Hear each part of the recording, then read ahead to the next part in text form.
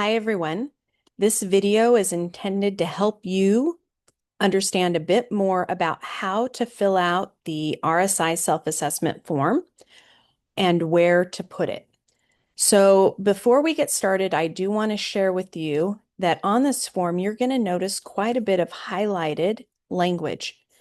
That language actually includes your instructions for what you're to do for using Google and then also where to put the form once you're done. So I do want to point out that what you'll end up doing is deleting all of this yellow language once you're done with your form and you are ready to show it to anybody else. I also want to show you as well that I have a linked example, which I'll show you a little bit more in a bit. And I also have a Canvas course that you can enter, and so you can see an actual example. All right, so let's get started here. So in using Google, you are unable to fill out this copy of the form because I am the owner of the form and it is a view-only form. So the first thing that you need to do is to go to File and click on Make a Copy. Now, I recommend that you put your cursor and click so that it keeps the length of the biggest part of the title, and then delete the first part and name it the title of the class that you are going to put it in. So I'm going to put it in English 230A. I have my copy here. And this way you're able to then have this for any other class that you are going to teach online. So once you fill this out for 230A, then you'll come back and you'll do the same process where you'll click on File and Make a Copy for another class that you teach. And that way, what you can do is make the small changes instead of the big, broad changes by filling out the form completely again. All right, so I have my form. I'm going to click on Make a Copy so that I can type into it because now it belongs to me. And what I'm going to do, very first thing, is I am going to make sure that I save this in a way where anyone with a link can view. Right now, the share button is private only to me. But if I share the link, nobody will be able to open it but me. But if I click on this lock so that it unlocks, I am going to go down to where it says restricted and allow anyone with a link to view. Once that's done, I can click on done. I do want to point out that the same way that you did this to make it viewable, you will come back to the same place to copy your link so that you can place it anywhere that you would like. So I'm going to click on done and I'm going to show you up here, you'll see a little world icon. That lets me know that anyone who has this link can view. All right, so we have covered this first part, which is just about how to use the Google Doc. Next, let's talk about the actual form itself. So you are going to use this form to look at your RSI in your online classes. And the goal is to have at least 2 different types of regular and substantive interaction that happens at least twice per week. And we have had and will continue to have workshops on how to best do that. And you will see on our webpage on RSI several suggestions that you can use so that you can make sure that you're hitting that goal. I also want to showcase that I have an example here so that you can open it up. And if you ever click on the link, you see that it's blue. You can open that up. I have one open right here. And you'll notice all of the yellow language is gone because I got rid of the instructions for the teachers. And I did that once I was done. So I'm back here. So I have my example that you can take a look at. And we also have a handy dandy example that you can look at directly in Canvas. And if you click on this and you open it up, it's going to ask you if you would like to enroll in the course, and you'll choose that. And once you've enrolled, then you can go directly to the course. And the course showcases the module that you're going to create. And it also gives you some more instructions hands-on instructions, and I will be placing this video here so that you can come back and take a look at what you need support with. And I do want to remind you that even with this video, if you still need help, you can set an appointment or attend our office hours with our DE coordinators. All right, so let's take a look at the self-evaluation form itself. There are questions about the different types of substantive interaction. So we have these different standards here, and there's direct instruction. And this one you would fill out if you're teaching a remote course only. The ACCJC may check those courses, but if you are not teaching one that is on Zoom or is remote, then this is not something that you'll fill out. But these others, I'm hoping that you will fill out, and it showcases the idea of assessing or providing substantive individual feedback, including embedded rubrics, comments, and videos, providing information or responding to questions about course content.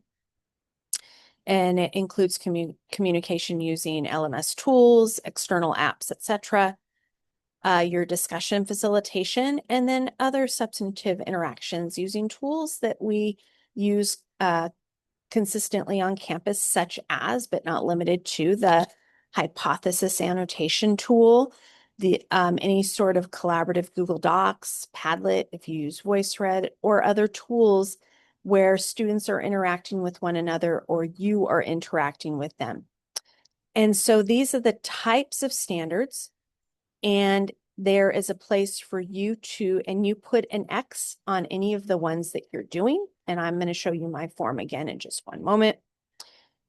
And then there's a place for you to describe how your course uses the method, how frequently do you do this, and then where specifically in the Canvas course can it be found. Please note that if you are using an external type of tool that somebody who might be observing your class cannot see, you can take some screenshots showcasing a pattern that you've done it consistently over time with timestamps, and actually add screenshots as needed here. It's really important for you to be specific and also to be brief so that people who are looking at your form can quickly go to your course and find the evidence of what you are doing. And then it repeats for each one of these standards. All right, so we scroll down. You'll also see an opportunity here to include a communication plan, and there is a template for a communication plan that will be included here. How you monitor your students' engagement and success, this is very important. So making sure that students are actually participating in your course, that is the way that we determine attendance.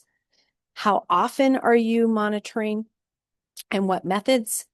And then there's a place for you to also include types of student-to-student interaction. So going back to my form here, you'll see that because my course is not a remote course, I do these four. And I use bullet points. I'm very brief in to the point. So I'm saying most of my assignments have rubrics that are used. In fact, probably 99% do, and you want to make sure that most of them do. And you can use those rubrics as part of RSI. How often am I including comments? So I'm noting that. And then I'm noting that every summative. So formative assessments, I tend to make comments on once a week because I assign a lot of those, but I use rubrics for all of them so that students get feedback. How often do I do this? There's a lot of choices here. So what I've done is I've gotten rid of every choice except for the one that I use. And you look down, and again, it's all bulleted. There's examples of where people can specifically find what it is I'm doing. I've included my communication plan. I've stated where it's located, and how do I monitor student engagement and success.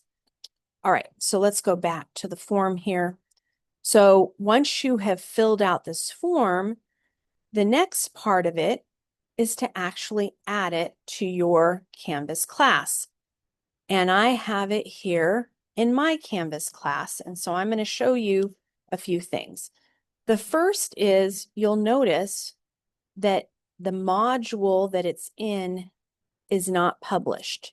You want to make sure that the module itself is not published so that the evaluator can come in teacher mode. They will see the module, but your students will not. In order to add a module, you would just click on Add a Module and you'd name it and you'd move it to the very top. So my module is at the very top. I then created a page by going to Pages and clicking on the plus to add the page. So let me show you what the page looks like. And again, there's a Canvas course where you can see this. It is called ACC JC Evaluator. It's very clear, regular and substantive interaction evidence, placement, and frequency, because that's what they're going to be looking for. They're going to look for the evidence, where it is, and how often you're doing it. Again, you want at least two types twice a week.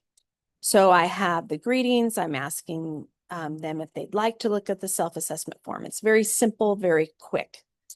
I want to show you how to make sure that you're linking this here.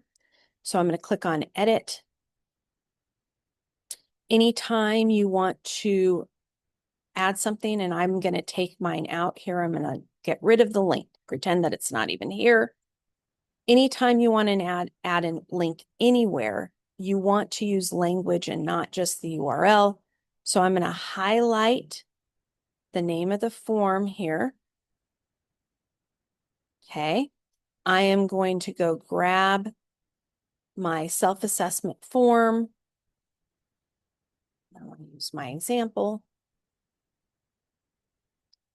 I'm going to copy that link, which I talked to you about earlier. I click on Done. I go back to my course. And up here, there's a link icon. I also can choose to insert it. And there's a link icon there. I'm going to go here. It's an external link. It's not a course link. A course link might be another module or an announcement or a file. I'm going to go to external link. And then I'm going to paste the URL. I'm going to click on Done. And I'm going to click on Save. And what I'm going to do is double check that it is the correct form. If it's not the correct form, I'll go back and fix it. And one of the things that I also do is I have a friend make sure that they're able to open up my form. That way I know that I've shared it, and you'll know you've shared it properly if you see that world icon there. If you don't see the world icon and you see the lock, then it has not been shared properly. Okay, so once you have it in your Canvas course, you are set and ready to go. Please stay tuned. We may ask you to also showcase this document elsewhere, and you can always, again, bring it to the DE coordinators to an office hour or a workshop that we have for you. Thank you so much.